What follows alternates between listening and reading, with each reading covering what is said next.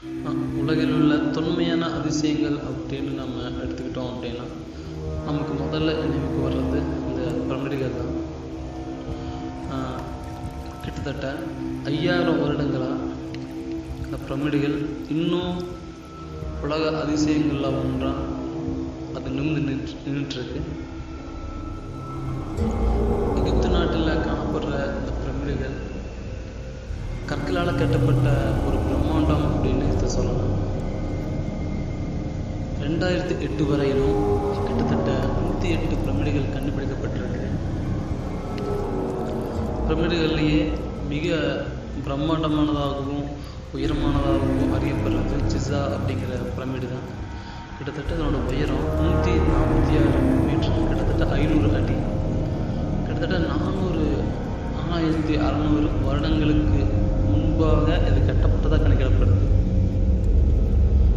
இந்த பிரமிடு கிட்டத்தட்ட 2.3 மில்லியன் எண்ணிக்கையிலான கற்களால் கட்டப்பட்டிருக்கு.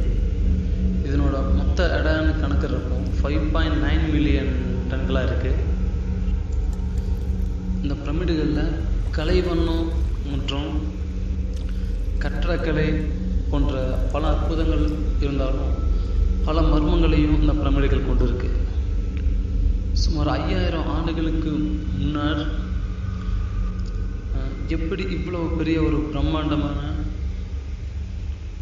ஒரு படைப்பை மக்களால் உருவாக்க முடிஞ்சது?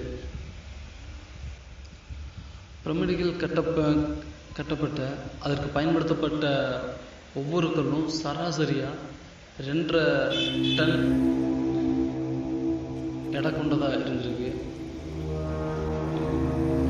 மேலும் 145 மீட்டர் உயரத்துக்கு இது எப்படி கொண்டு போனாங்க அப்படிங்கிறதும் மிகவும் ஆச்சரியத்துக்குரிய விஷயமா இருக்கு.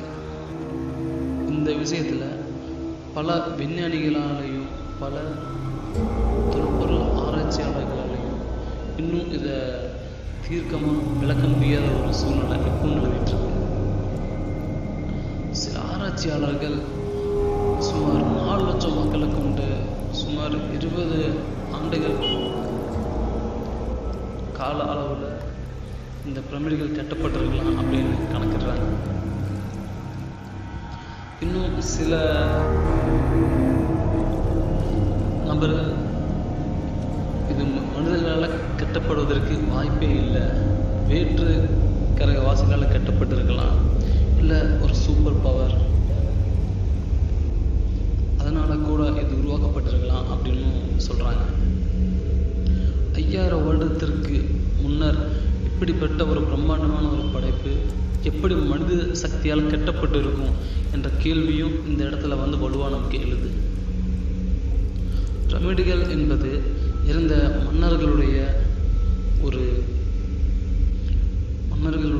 இறந்த உலகளை பதப்படுத்தக்கூடிய ஒரு இடமா இருக்கும் அப்படின்ட்டு நம்ம அறியப்பட்டாலும் அதற்காக மட்டுமே இது உருவாக்கப்பட்டிருக்குமா அப்படிங்கிற ஒரு கேள்வி நம்மகிட்ட எழுது.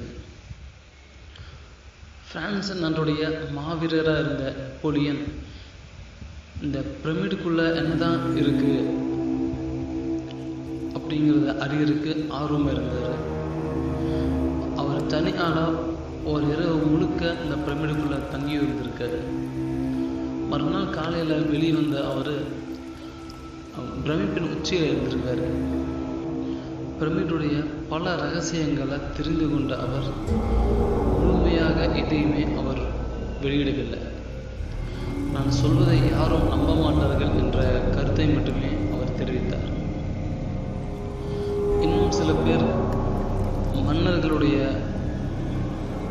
விலை மதிக்க முடியாத பொருட்களும் செல்வங்களும் பாதுகாக்கிறதுக்காக கூட இது எழுப்பப்பட்டிருக்கலாம் அப்படின்னு சொல்கிறாங்க.